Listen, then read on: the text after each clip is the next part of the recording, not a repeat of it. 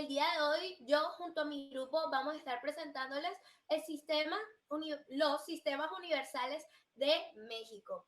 Para empezar, los integrantes son María Fernanda Izaza, Natalie Sierra, Diana María Gómez, Sebastián Lara, Alina Cuevas, Andrés Granobles y mi persona, Sofía Mantilla. Les vamos a estar tocando diferentes temas. Están como el sistema social, sistema familiar, sistema educativo, sistema económico, sistema político y tips para negociar con México.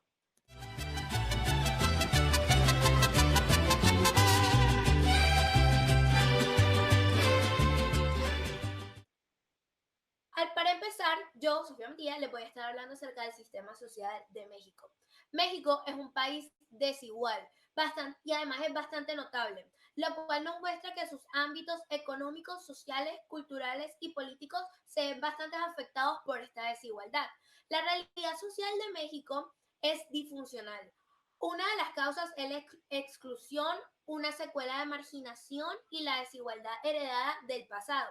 Un ejemplo de esto lo vemos en el gran número de personas que no tienen la oportunidad de tener acceso a servicios de salud y no tienen atención médica. Yo coloqué acá, como podemos ver en la parte de aquí abajo de la diapositiva, coloqué una gráfica en donde en el 2008 podemos ver a las personas vulnerables que no tienen acceso a esta situación, pues a los médicos y todo eso. El 2008 tuvieron un 38,4%, durante los años han bajado, pero igualmente sigue habiendo personas que no tienen acceso a esta salud y pues sí, o sea, va bajando, pero igual es bastante grave en México. Bueno, también en la falta de educación podemos ver esto, por lo cual conlleva que a temprana edad las personas empiecen a trabajar. Y pues hay personas que sí tienen oportunidad de poder estudiar, pero la educación viene siendo de mala calidad. También lo que son los campesinos y personas que trabajan en el campo han tenido que abandonar todo lo que son sus negocios, sus casas, por emigrar para huir de todo lo que es la violencia y miseria. A causa de esta migración masiva, desde el campo a la ciudad han tenido que mejorar su situación laboral. Yo coloqué aquí que 3/4 partes de los mexicanos viven en áreas urbanas. Sin embargo, existe una gran diversidad de grupos étnicos. Yo coloqué acá un mapa como mostrando todos los grupos étnicos que siguen habiendo en México. Bueno, y también está marcado con un sentido de pertenencia regional. También se conservan muchas variedades lingüísticas. Bueno, en la sociedad mexicana actual se puede encontrar alta movilidad social, es decir, que se mueven por clases sociales. México tiene una sociedad dedicada al clasismo. Ustedes se preguntarán qué es clasismo. Bueno, para los que no saben. Es decir, se demuestra gravemente la discriminación o indiferencia, pues sí, en las clases sociales. Aquellas clases sociales que son inferiores, no se les brindan grandes oportunidades como se les hacen en comparación con las que son de mayor rango. Ya estas clases sociales más inferiores las rechazan. En vez de darle oportunidad o respeto, las rechazan. Por otra parte, las oportunidades laborales suelen ser variadas, eso es algo positivo, pero no son suficientes para poder sustentar una sociedad que requiere de trabajo para generar ingresos, en especial aquellos que tienen un patrimonio. Listo. Ahora pasaremos con mi compañera Natalie, que les va a estar hablando un poco más acerca del sistema familiar.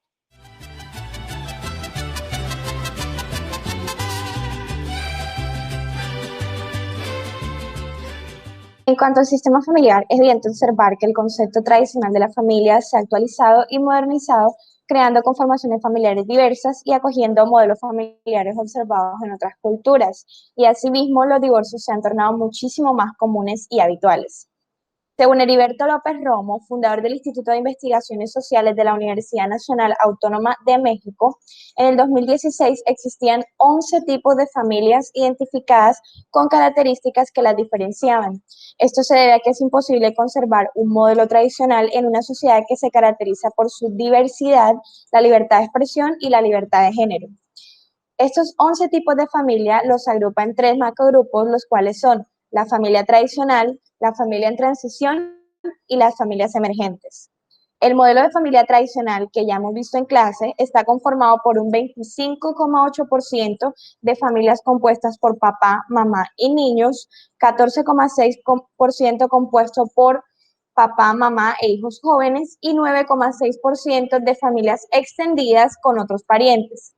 Asimismo, dentro de las familias en transición, definidas por el doctor Heriberto como las familias con una figura ausente, se encuentra un 16,8% de madres solas con hijos, 11,1% de familias unipersonales y un 6,2% de nido vacío, es decir, aquellas familias donde los hijos ya han abandonado su hogar, un 4,7% de parejas jóvenes sin hijos o que aún no han decidido tenerlos y un 4,1% de familias corresidentes, que son los hogares donde sus residentes no tienen vínculos amorosos. Finalmente, en las familias emergentes encontramos la mayor parte de los conceptos modernos que se adoptaron, como el 0,6% de familias homoparentales, 2,8% de padres solteros y sus hijos, y el 3,8% de familias reconstituidas, es decir, algún miembro ya ha tenido alguna relación previa. Sin embargo, con el paso de los años resulta evidente destacar que estos porcentajes han aumentado potencialmente y se han incrementado en medidas exorbitantes que por el momento no se han terminado de documentar. Ahora, mi compañera María Isaza explicará los datos más significativos del sistema educativo mexicano.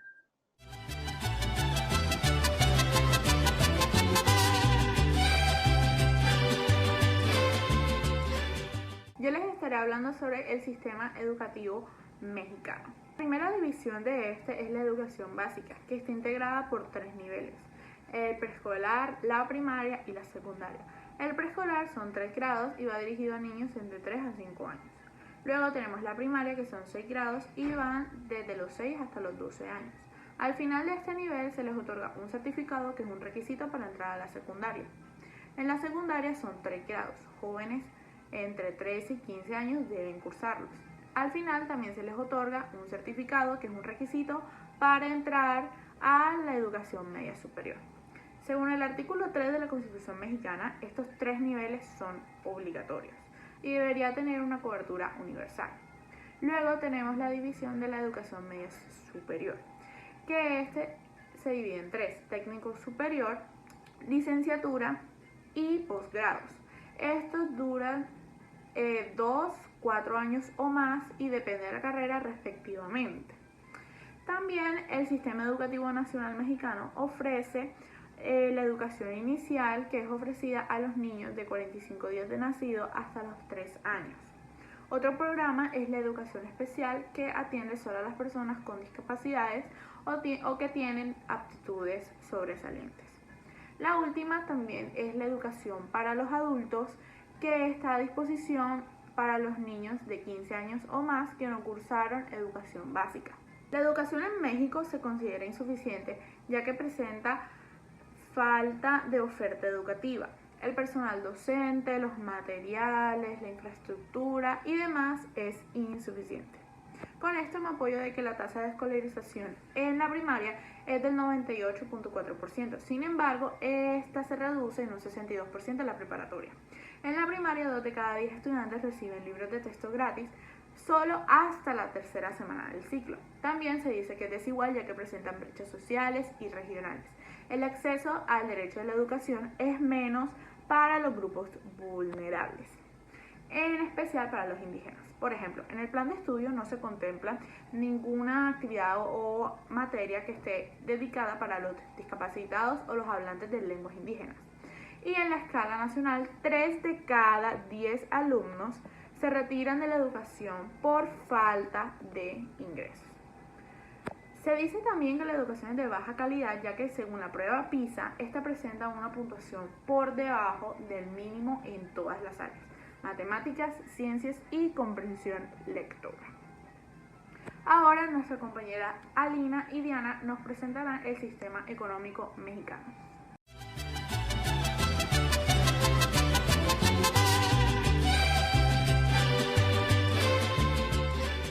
Ahora Lina Cuevas, junto a mi persona, Diana Gómez, estaremos explicando sobre el sistema económico mexicano, el cual es uno de una economía mixta, lo que nos lleva a que pues combina lo que es la economía planificada y la economía de mercado. Es decir, en el país existe un sector privado compuesto por individuos y empresas que toman decisiones libres, buscando sus propios intereses, y un sector público donde el Estado decide cómo producir y cómo distribuir algunos bienes o algunos servicios de la economía. México presenta una realidad económica neoliberal actual, producto de las presidencias realizadas por Miguel de la Madrid, Carlos Salinas y Ernesto Zedillo, quienes en sus mandatos promocionaron las reformas de libre mercado ejercidas por técnicos en economía y no como se hacía en el pasado por autodidactas con licenciaturas en derecho, creadores de políticas económicas. En este periodo, los técnicos económicos empezaron a consolidar el panorama económico de sus precursores y entonces crearon reformas que fueron moldeando el modelo neoliberal actual. Este sistema presentó pues su lado bueno, un desarrollo económico en el país, comenzando por la exigencia de una apertura económica, la promoción de un país productivo y la eliminación de la ineficiencia en las empresas públicas. Sin embargo, el sistema también trajo como sus partes negativas, como por ejemplo el aumento de una brecha entre clases que estanca el desarrollo socioeconómico y que concentra las riquezas en solo una parte de la sociedad. En general, México es una de las economías grandes de Latinoamérica. Ocupó el 15º lugar en el mundo de mayor PIB en 2018 y fue la segunda economía en América Latina después de Brasil. El PIB corriente alcanzó 1.223 mil millones de dólares, valor que superó en 269% el de Colombia, según datos del Ministerio de Comercio del presente año. El PIB de México para el año 2019 tuvo un déficit de 0.1%, pero en años anteriores, desde el 2014 a 2016, se mantuvo fluctuando con diferencias no tan considerables. En cuanto a la inflación, en 2019 esta se redujo considerablemente de 4.8 a 2.8, lo cual nos indica que los precios aumentan, pero menos que antes. Ahora hablando sobre las relaciones comerciales del país, refiriéndonos a las exportaciones, México ha tomado fuerza a nivel mundial gracias a los tratados comerciales, por medio de los cuales las exportaciones han incrementado cada vez más. En el año 2019, las exportaciones tuvieron un incremento del 7,94% respecto al año anterior. Las ventas al exterior representaron un 36,63% de su PIB, lo cual lo ubicó en el puesto 50 de 191 países del ranking de exportaciones respecto al PIB. Entre las principales exportaciones de México se encuentran los vehículos automóviles, sus partes y accesorios, maquinaria, aparatos y material eléctrico, maquinarias, aparatos y artefactos mecánicos. Si hablamos de las importaciones, México es de los grandes importadores a nivel mundial. Es más, se podría afirmar que México importa más bienes y servicios de los que exporta. Para el año 2019, las importaciones crecieron en un 3,46% respecto al año anterior. Las compras al exterior representaron un 37,13% de su PIB, lo cual lo ubicó en el puesto 113 de 191 países del ranking de exportaciones respecto al PIB, de importaciones respecto al PIB. Entre las principales importaciones se encuentran las máquinas, aparatos y materiales eléctricos, combustibles minerales, aceites minerales y productos de su destilación, maquinarias, aparatos y artefactos mecánicos, además de vehículos automóviles, sus partes y accesorios. Si hablamos del índice de desarrollo humano, para el año 2019 este fue de 0.767, lo cual lo ubicó en el puesto 76 de 189 países. México ha presentado una desaceleración del crecimiento del índice de desarrollo humano debido a la evolución de las tres dimensiones básicas de este índice, lo cual ha frenado la inserción del país dentro del grupo con el índice de desarrollo humano más alto, según un artículo de las Naciones Unidas para el Desarrollo. Por último, si hablamos del PIB per cápita, el cual es un muy buen indicador del nivel de vida de las personas, este para el año 2019 fue de $10,713, lo cual lo ubicó en el puesto 68 del ranking. Y sus habitantes presentan un bajo nivel de vida en relación a los 196 países del ranking.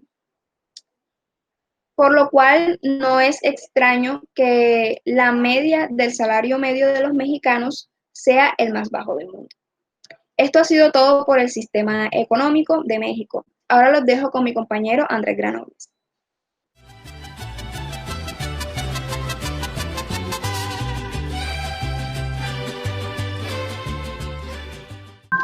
Actualmente el sistema político de México se encuentra regido por la Constitución de 1917 y de acuerdo con esta, México es una república representativa, democrática, federal y laica, conformada por 31 estados y una entidad federativa. El poder está dividido en tres ramas, las cuales son la ejecutiva, la legislativa y la judicial. En cuanto al ejecutivo, tenemos que el poder está depositado en el presidente, que cumple una función de jefe de Estado y de gobierno. Y también cumple funciones de comandante general de las Fuerzas Armadas. Este es elegido democráticamente para gobernar por un periodo de 6 años con el único fin de mantener la paz, el orden y el progreso de la nación.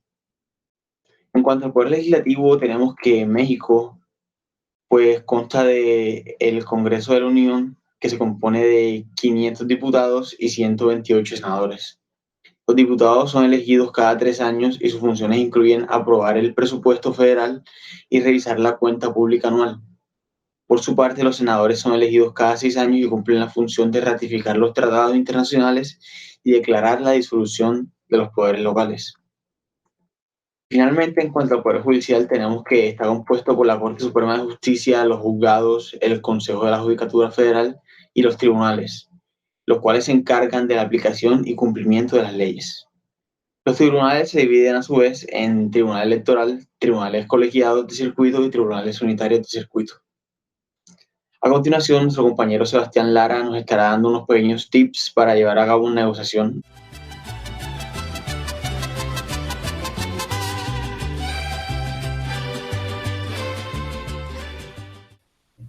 Hola, soy Sebastián Lara y hoy les voy a hablar sobre los tips para negociar en México. Negociar con mexicanos puede ser muy simple y con estos consejos que te daré puedes entender mucho más las peculiaridades y adaptarte a ellas a tu favor. El primer punto es solicitar tu cita con un mes de antelación. Este punto es muy importante ya que debes investigar mucho sobre la empresa con la cual te vas a contactar y saber sobre la información financiera y comercial para tener un contexto en el cual te puedas desenvolver correctamente. El segundo punto es ser estrictamente puntual. Dentro de este viene otro que es que no tengas ningún tipo de desesperación si el empresario mexicano tiene algún tipo de retraso, ya que es muy normal. Y seguramente si hablamos de México, es muy probable que la negociación se dé en Ciudad de México, en el cual hay un tráfico muy pesado, puede haber algún tipo de contratiempo y debes entenderlo. Tercer punto, mantenerse abierto y claro. Este es muy general en Latinoamérica, pero en México lo que tú vas a buscar es ganarte la confianza, la amistad y el interés del empresario mexicano. Por lo tanto, la transparencia en las conversaciones es vital. Además, no te comprometas con algo que no vas a cumplir. Es muy importante. Cuarto, escribir todos los aspectos acordados. Este punto es bastante útil cuando quieres repasar los momentos más importantes de tu reunión y tenerlas por escrito. Muy útil. El quinto punto es que la vestimenta adecuada es formal. En México es muy importante la presentación personal y que estés bien vestido dice mucho de ti. Sexto punto, la comunicación informal es clave. Y sí, es muy clave, ya que, como bien saben, en Latinoamérica hay una cultura de hermandad y siempre mantener ese vínculo informal te va a ayudar, digamos, te puede ayudar a concretar la negociación que estás buscando y te puede ayudar muchísimo. Muchas gracias.